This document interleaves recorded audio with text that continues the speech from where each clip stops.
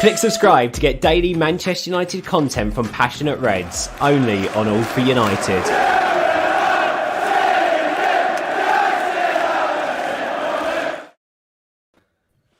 God fucking damn it, here we are again. I'm sorry, Amy, it's your first time back for a while. Really looking forward to you coming on, but here we fucking are. I hope you're all well. I hope you've all had a great Christmas and a great New Year's. Someone tried to tell us it was the coaching staff and Ollie a number of weeks ago, a couple of months ago, and a few of us on here have spoken about the players many times. I'm sure Stu will go into that a little bit more, and it's a big job, isn't it, for Ralph? And the players just look so void of tenacity. Amy, how do you feel after that? I'm very underwhelmed, to be honest with you. I thought bringing in a new manager and everything, we'd see a different size of players and everything, but I just feel like we're seeing the same thing over and over again. I feel like for the last 2 years or so, we've been repeating ourselves, and the midfield is constantly the issue. But I feel like no matter how many times we change the manager, we seem to be not signing the midfielders that we need. So I feel like we're just bringing the same issues with us constantly. So until we sign more midfielders, I think the issue is still going to be here, unfortunately. Yeah, I totally agree with you. I think we had this conversation week in, week out for several years now, at least. The midfield is a huge problem, and we've not fixed it at any point. I mean, we brought in Van der Beek, who hasn't been played for 2 seasons now, and it really is a big problem. You know, we're talking back to when Pogba came in. Oh, don't worry, when we get a defensive midfielder in, we'll be able to unlock him, and we're still in that position. Stu, thank you so much for coming on, buddy, at last minute. Really appreciate it. Your thoughts, my man? Well, look, I probably need to bite my tongue, really, because I'm about to go at the coaching mentality again, because football just isn't about that. Football's about so many things. It just isn't coaching. It's about intelligence, application. I'm just going to go over the same old things I've been spouting for the last 6 to 8 months. So I don't want to do that. So let's concentrate on the game. And Wolves, you can't argue with Wolves' application, desire, will to win, determination. Pedence hasn't played for a while. He was fucking electric tonight. Trincao, again, hasn't played for a while. He was electric. They've got a group of players who play together. They play for the manager, but they understand the basics of football. They get their ball into feet and they fucking pop it off 2 or 3 yards. Then they move 5 to 6 yards to get the ball back into space. And it's just something that our players clearly seem to be unwilling to do. It's not that they can't do it; they just seem to be unwilling to have the balls and the determination to take the ball and do something with it. I'm a bit, for once, I'm kind of lost for words about what I'm seeing. It is, yeah, about what I'm seeing, but nothing's changed from the first game of the season to where we are today. Absolutely zero has changed. And so what do? Do you change the coaches and the manager again? What? No, nothing changes. We're victims of not really slimming the squad. We should have trimmed the squad down 2 or 3 years ago. There's certain players that shouldn't be there that are still there. We've got players that aren't getting chances. It just, I'm a bit lost for words, actually. So I'm just going to leave it there, I think, because I will go on a rant and then you'll never get me shut up. I want to see that rant, mate. Don't be afraid. You probably don't tonight. No, fair enough. Steph, I'm going to bring you in next. Thanks for coming on again. Sorry, it's not under more positive circumstances. I say to Marcus quite often, as he'll tell you. Always seems to be me, and obviously Connor put in the comments earlier. He did the Burnley reaction. It was fine, and I come into play, and here we are. What were your thoughts on it? It was obviously an abysmal performance, but anything you can take away from it, really? There was just no creativity, no energy, nothing. Even when Bruno came on the second half, I think there was about 5 minutes of hope, and you thought, okay, wait, they're trying now, and we're going to get a goal, and then it just dropped again. Energy, just the passing was brutal. It was as if they don't know how to pass a ball at points. The long balls across Wan-Bissaka at points, it was as if he's never crossed the ball in his life. yeah, it was just so unenjoyable. I feel exhausted after watching it because it's just so unenjoyable to watch. And when you watch other teams, like last night, that Liverpool-Chelsea game was so much just a different level. And then you see that and it's just draining, just watching them every week. And it feels like I don't know what they're going to do to change because it's just nothing is changing. So, yeah. Thanks, Steph. Got a City fan in the comments. Thanks for coming in, mate. You can rub our noses in it. That's absolutely fine. When we take you on and smash you in March, we'll be back. Don't worry. You were awful till Bruno come on. Absolutely what Steph said as well. And this has come from a City fan. Got some regulars in as well today. Jacob, good to see you back, buddy. I can barely remember us doing anything in the first half. A few crosses, that was it. A few other comments. Brendan, good to see you back, buddy. We're predictable. Teams know how to beat us. I am a little bit concerned about our fullbacks, if I'm honest. I think, a few weeks ago when Ralph came in, he wanted to utilise Tellez and Dallo. We didn't see those two today, but Shaw and Aaron Wan-Bissaka were both very poor today. Marcus, good to have you back, buddy. Let me know your thoughts on those two and just your generic thoughts and everything else, mate.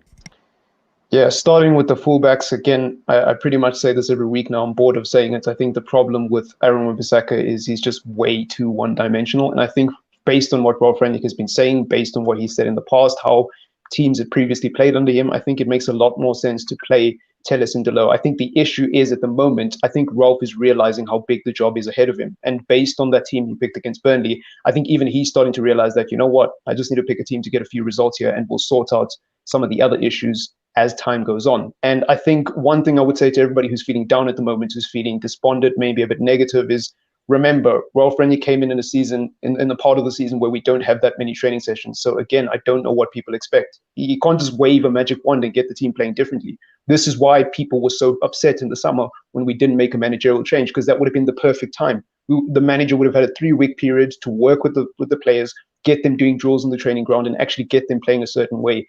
The international break would have also been a great chance, but Manchester United decided to wait. But I don't want to make the show about Ollie. So talking specifically about today's game, I don't know. I think we were better for a bit when Bruno came on, but again, it's one-dimensional. I always say that it's almost like we're playing hot potato with the ball. It's almost like we're not allowed to keep the ball for more than 7 seconds. We've got to hoof it forward, and it's just weird to me. It's weird to me, and I'm running out of excuses for this team because honestly, like Wolves realistically are not that much better than us. I've seen a lot of people saying, well, the players aren't that good. Yeah, but we're not worse than Wolves. Surely, Cristiano Ronaldo, Rafael Varane, Sancho, these players are not worse than Newcastle. They're not worse than Burnley. So how is it possible that the reason why we're not playing well is simply down to the fact that we don't have the quality? I believe that's a lie. And I agree with Stu. Yes, there's multiple factors. I think everybody's trying to search for one answer. There isn't one answer. It's a multitude of things that we need to solve in this team before we can see progression. And that's why I've written the season off. A lot of people have come at me like, oh, you're negative. No, I'm not being negative. If we get top 4, I'll be happy. But I've written the season off because I don't want to be disappointed. I understand how difficult the job is for Ralph, and I'm not going to expect him to be the guy who changes everything, especially not in 6 months. If we had him as a full-time coach, then maybe, but that's a topic for another day.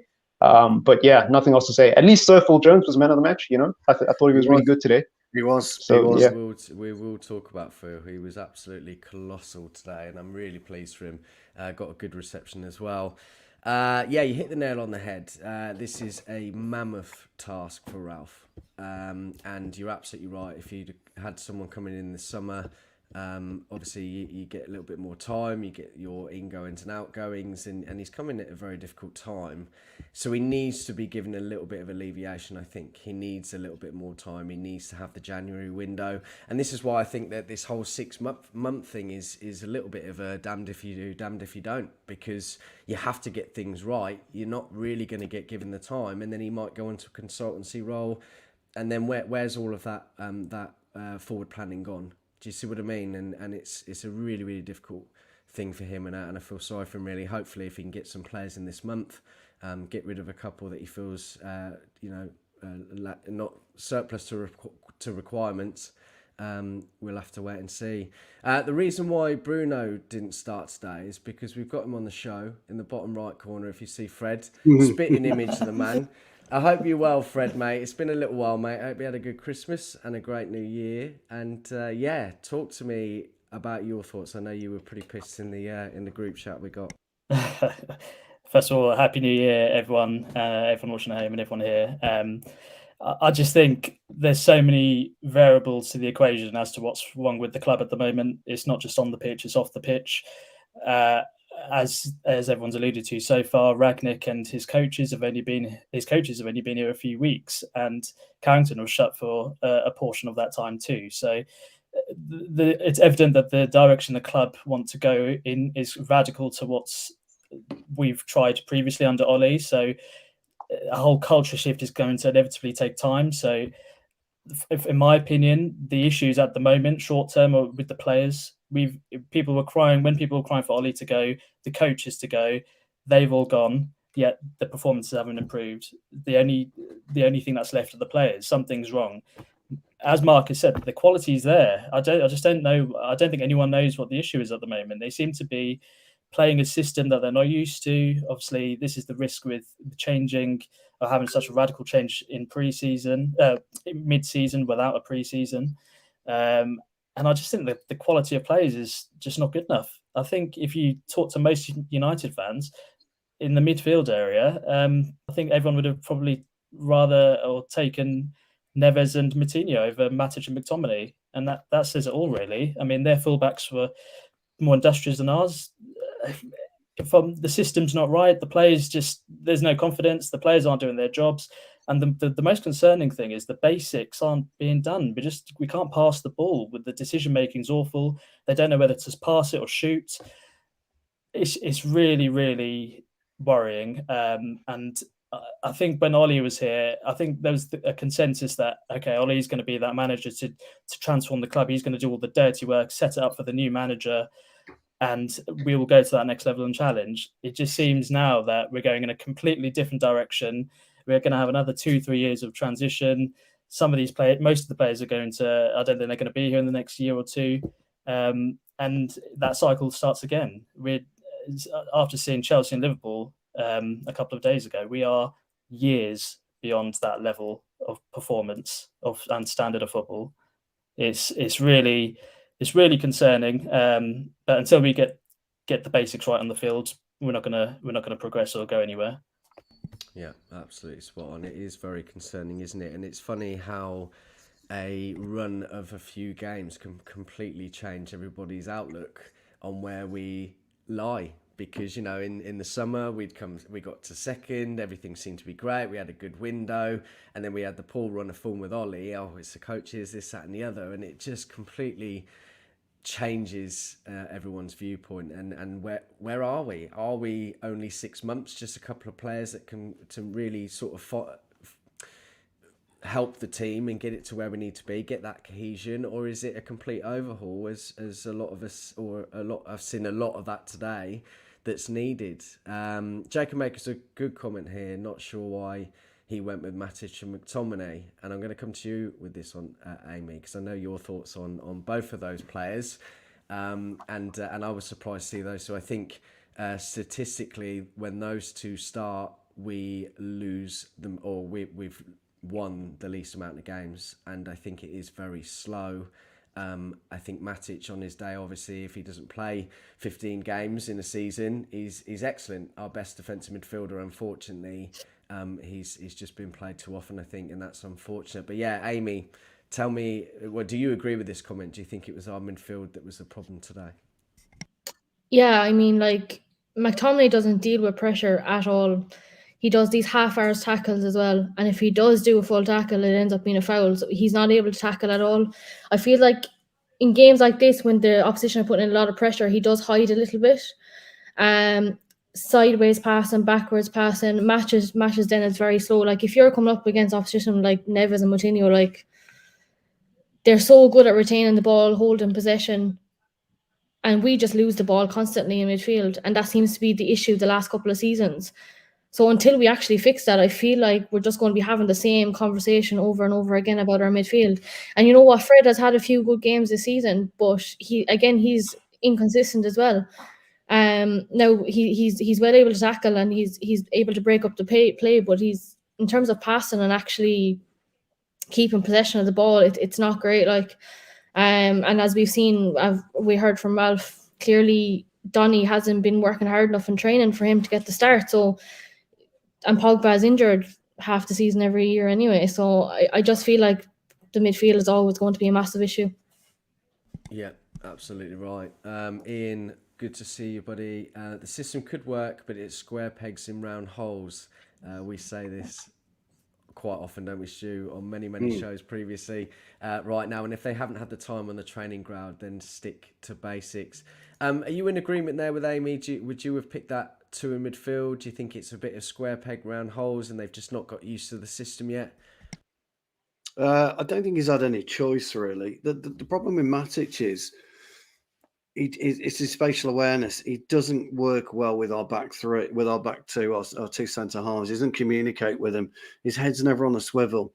So when he's looking to receive the ball, he's never looking to see how deep our two centre halves are away from him, and then how deep they are from David De Gea. So if we do lose possession there, and Wolves are very, very quick on the turnaround, Liverpool are very, very quick on the turnaround, City are very quick on the turnaround, there's too much space in between. And that's our biggest problem. And when you've got somebody like McTominay who has a worldie one in every 7 games, he's just not got that consistency about him. You have an issue.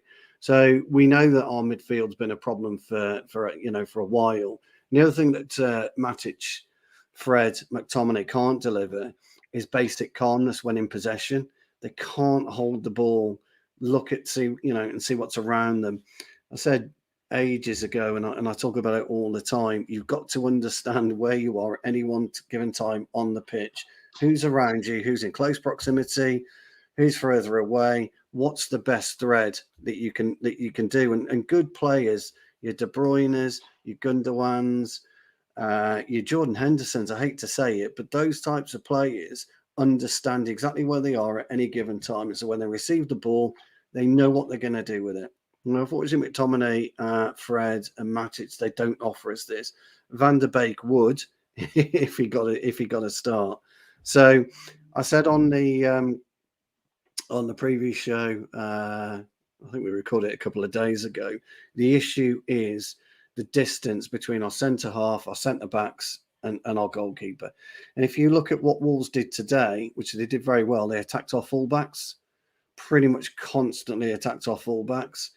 And that's allowed, because Moutinho, Neves are not quick in terms of pace, but they're very, very intelligent in terms of their position. That's why they were finding space in the middle. Luckily for us, and I'm sure you'll talk about Phil Jones later, and Varane, I thought Varane was average today, really. I thought I know it's another... It was a bit shaky today, didn't it? Yeah. It looked like he needed a bit of minutes. Yeah, I know it's a partner that he's got to get used to. He's never played with Jones before, etc. But a player of his stature should be communicating with Matic, who should then be communicating with McTominay. Just quickly, I don't think any of these players have played with Jones, have they? Well, no, that's true. But we'll talk about him anyway. But anyway, that's the issue that we've got. It really is the spatial awareness and the distance between the central midfield, the centre halves, and our goalkeeper. Yeah, absolutely spot on. So we are going to move on to Phil Jones. I'm going to try and create some positivity if I can out of the shittiness that we've been provided with. But Phil Jones was an absolute stalwart today. I thought he was excellent, and I'm so pleased for him. Listen, he's taken criticism from everybody, including myself, including all of you, I'm sure, including everyone in the comments.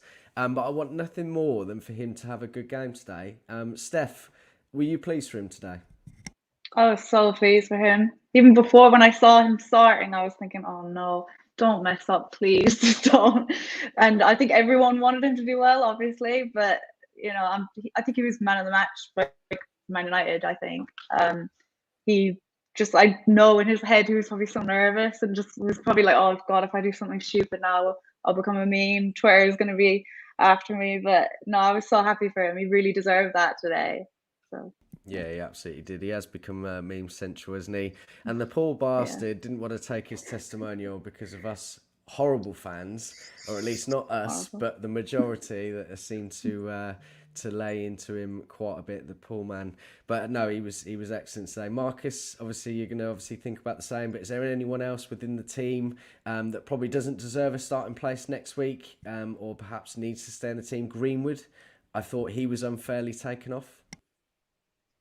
Yeah, the thing about Greenwood is it's quite interesting. I'm obviously a huge advocate for Greenwood playing in one of the striker positions because, again, I don't really like Cavani and Ronaldo as a striking partnership. I just think they're too similar. And when you have a partnership, whether it's a centre-back partnership, a full-back partnership, a midfield partnership, or a striking partnership, you want one guy's weaknesses to be, complemented by the other guy, right? They complement each other's strengths and weaknesses. I don't feel like Cavani and Ronaldo do that because they're too similar. They both were dropping very deep today, which, again, I don't have a huge problem with, but I felt like they should have been hanging in around that penalty area. But because we don't create chances, it is what it is.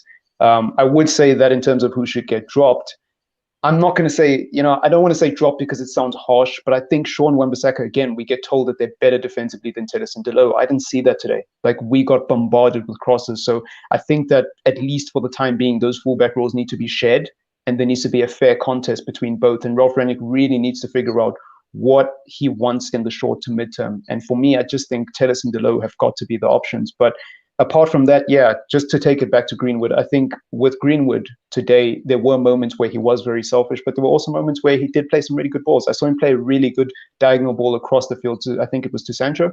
And Sancho, for whatever reason, didn't decide to lay it off to Ronaldo, decided to shoot. It's whatever. I think Greenwood has a lot of potential. I really, really do. And I think he just needs to figure out what he is. And, that's in part due to the coach. Like, where does the coach want to play in long term? Where's the next manager going to play him? But he needs to figure out what he is. He needs to figure out what his best position is, and then, kind of focus his development on that. Because I think at the moment, sometimes he's just too all over the place. Like, we know he can dribble. We know he can shoot with both feet. We know he can pass. We know that he's good at all of these things. But sometimes with versatility comes a lack of specialism.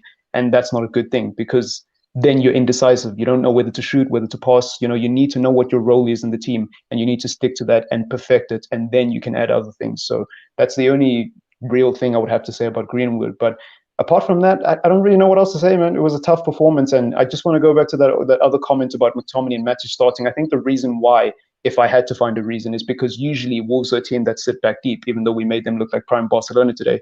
They usually sit back deep, right? And so you want a midfielder who's going to give you control, who's going to be better on the ball. And, I guess that's why Matic started, because usually when McFred starts, it's because of what they offer defensively. Well, if you're playing against a team that's not going to have much of the ball anyways, then you want midfielders who are better on the ball, who will look after it better. Obviously, that didn't happen for whatever reason. And I think it's really hard to find positives today. But again, happy for Phil Jones. Like, I'm really surprised that he was man of the match.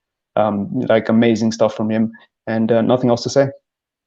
Yeah, it is very difficult to find the positives, and honestly, I'm hoping by next game. I mean, we have got over a week now until our next game against Villa, and in the meantime, we've got an FA Cup game, which obviously everybody wants Ralph to be able to make sort of an effort to get that as a trophy potentially this season, but it's not looking particularly great, is it?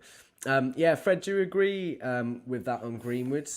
We had this conversation last night actually on Devil's Advocate, and a number of people were saying that, well, it's a bit half and half, split 50-50 really, but a number of people were mentioning that they think he would be better in the role that he played today behind the front two. But I'm not sure it is. I think that, clinically he's one of our best players, if not the best. And I feel that he's a little bit wasted if he's not within that front two. But then again, on the other side, Cavani and Ronaldo have played very well together on the games that they have, two or three games now, until today, obviously. But do you share those same thoughts as Marcus, Fred? I think at the moment it's just a matter of shoehorning Greenwood in. Cavani and Ronaldo are going to take those front spots inevitably. Greenwood showing a little bit of form compared to Rashford and Sancho in recent weeks, so I think Ralph's just trying to shoehorn him into that half channel role. I think he's also learning on the job a bit. I noticed he was a bit more industrious this game. He tracked back more so than he has done in past games, and it was quite disappointing actually. If there was one criticism of Ralph, it was taking Greenwood. I think he taken Greenwood off when he did. I think he was playing a lot better than Sancho at the time, and he looks one of our most dangerous threats with the balls.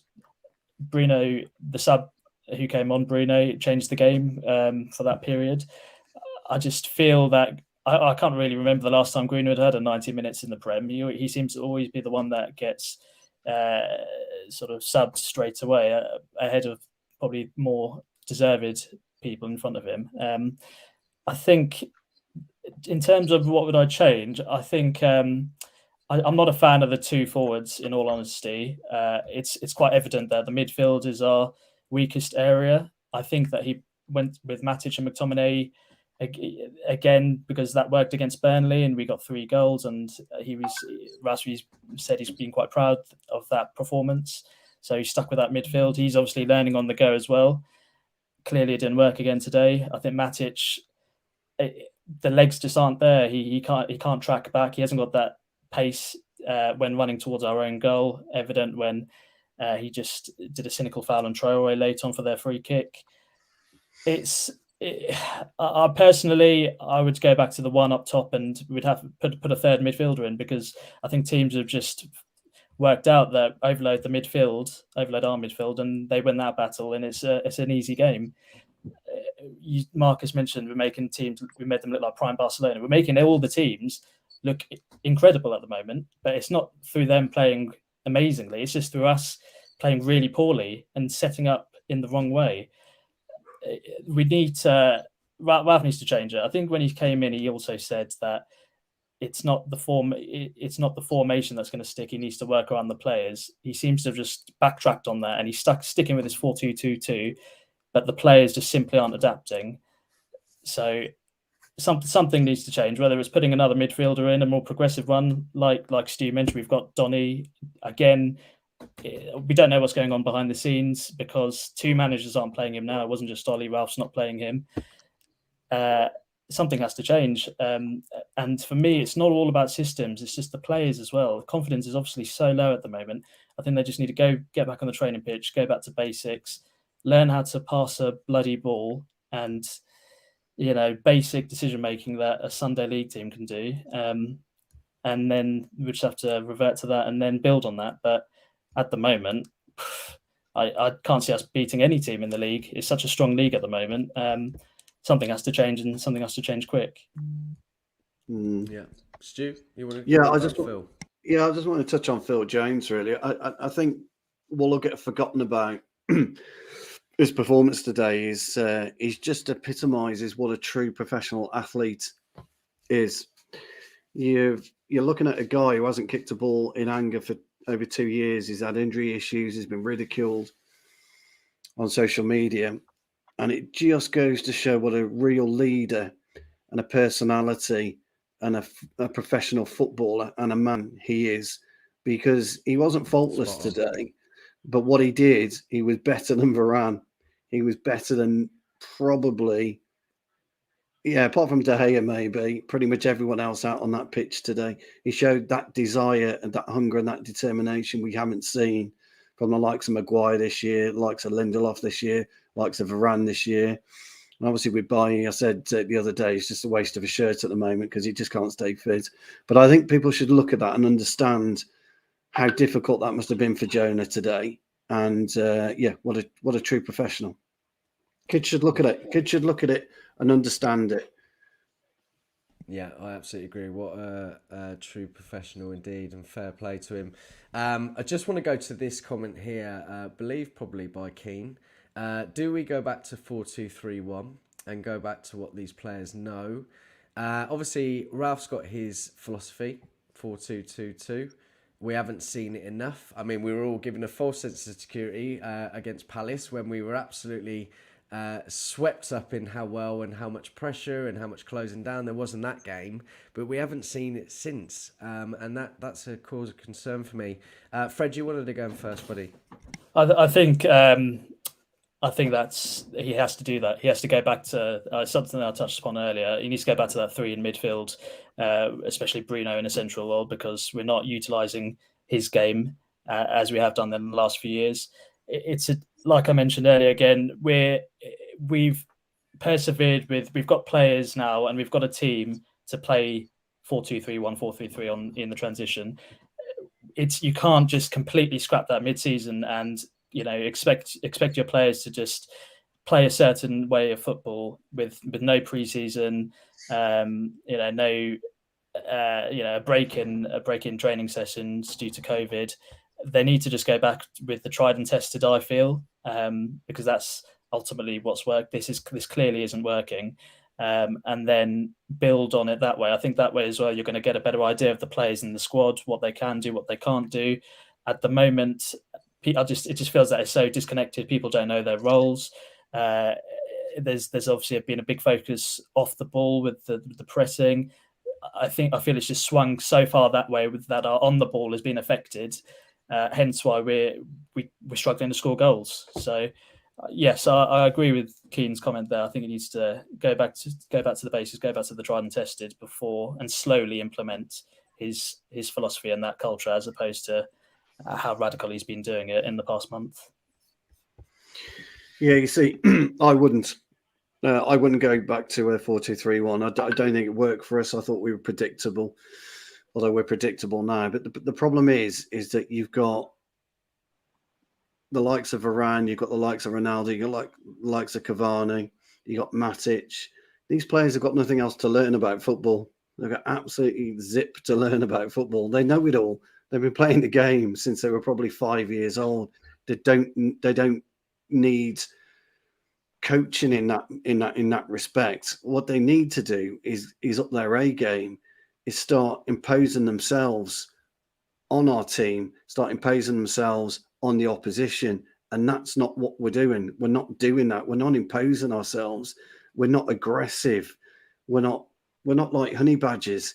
Honey badgers will go after absolutely anything. They don't give a damn, and we should be doing that. The teams of the past, I'm not talking Fergie's teams, I'm talking teams way back in the 50s.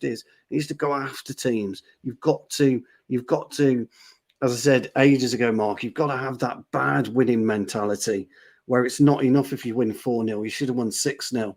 We don't have that bad winning mentality. We don't even have bad loser mentality. My problem is, if I lose a game, I storm off the fucking pitch. I won't shake anyone's fucking hand. I hate losing. Absolutely hate losing. And if we win, we're always questioning, why didn't we score the extra goal? Or why did they concede? I don't get the sense that our players are like that. They don't have that shithousery. They just don't have that. And I don't think a formation change, no disrespect for it, I understand what you're saying, but I just don't think a formation change will help us. These guys help themselves. Yeah, to be honest, I think there's too much of a focus on formation. Like, I totally agree with you. It's more just the player's ability and confidence. The only thing with regards to formation is I'd play one striker and drop a midfielder in. If play floaters, a couple of floaters. Yeah, exactly. Because at the moment we're just getting. Look at today. I mean, their fullbacks overloaded the midfield. They had their three at the back. That one of the wide centre backs would also drop in. Although we can criticise Matic and McTominay all we want, and rightly so in certain scenarios, but they were just getting overrun as well. There's only so much you can do. The quality is not there, evidently, in our midfield. So we just need to overload it and put extra men to compensate. Yeah, there's a couple of reasons for that, actually. And one of the main reasons is we don't press. We didn't press on Cody at all today, which we should have done. And look, I like Cody. A lot of people don't raise him. I think he's a brilliant communicator, brilliant positional play, and he gets them moving forward. But we didn't push on him today once. Every time any of their centre-halves, their three centre-halves had the ball, we didn't push on them.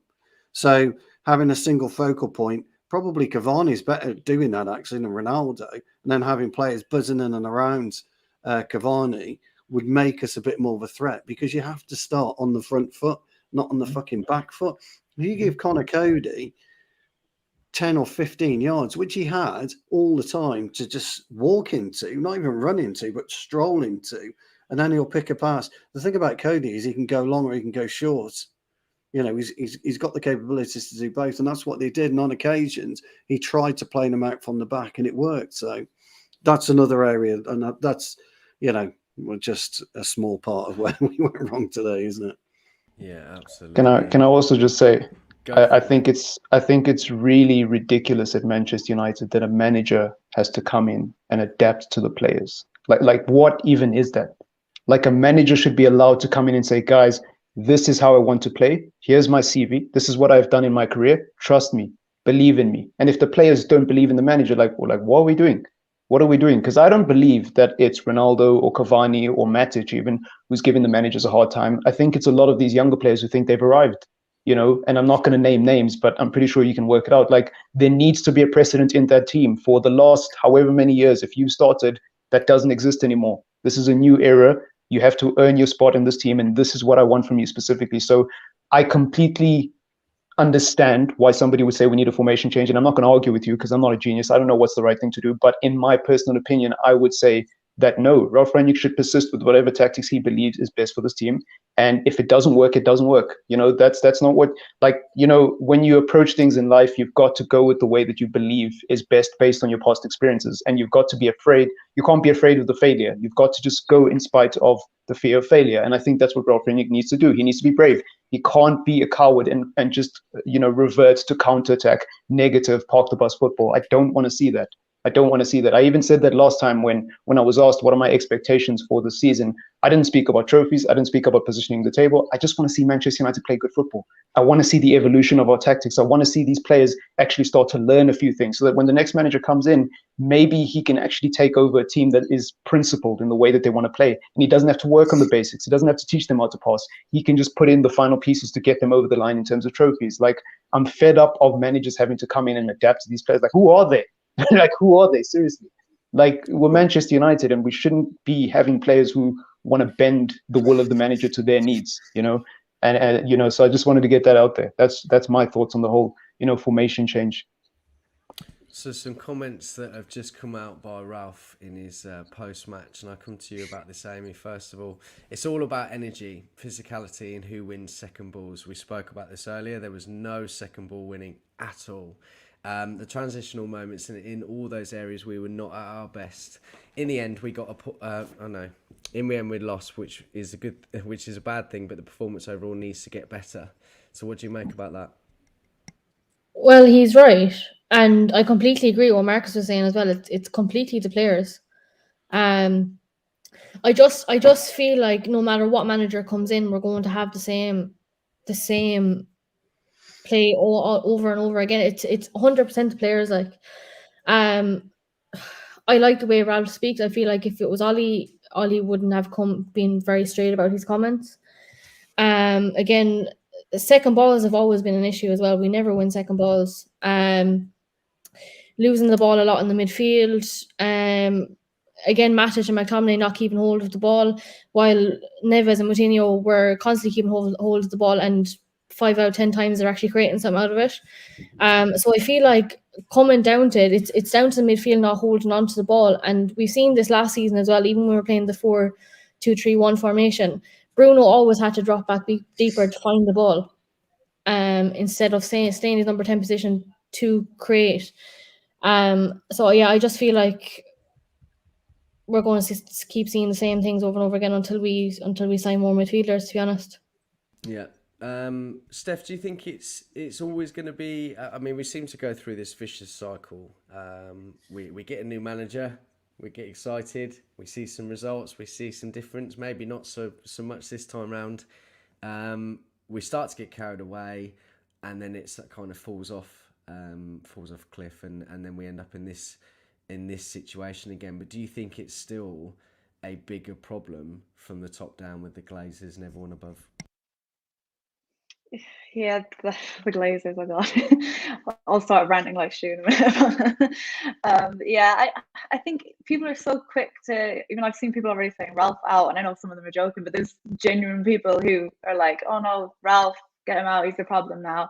But I don't know, like Amy was even saying about the midfield, I think it's the players at the end of the day. They're the ones that are on the pitch. You can only do so much, even with training and like coaches and stuff and all that. I think you can bring in a big overhaul of coaches and managers and get in whoever, and if you don't have that passion, I feel like I said this last time, if you don't have that passion to play for Man United, nothing's going to change.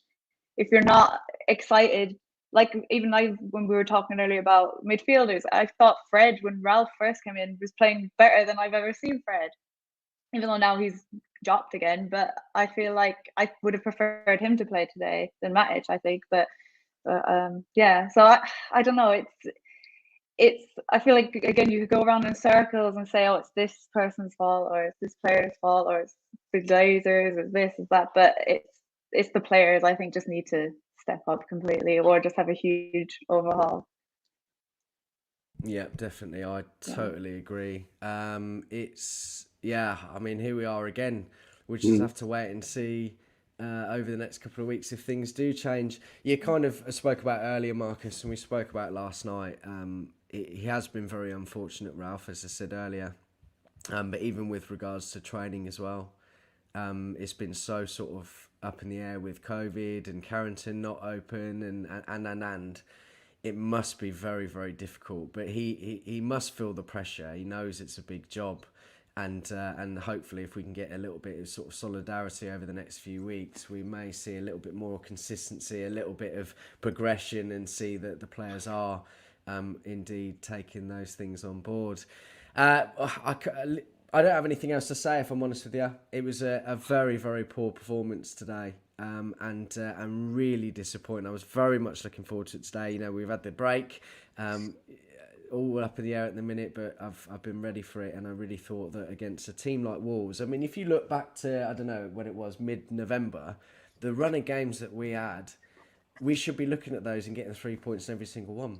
And people want to be able to sort of talk about the fact that we had 10 we were undefeated and had 10 points in 4 games, whatever it was. That still, we should be running away with these games. We should be putting in far better performances and looking like we deserve it. And sometimes you need to win ugly, as you alluded to earlier, Stu.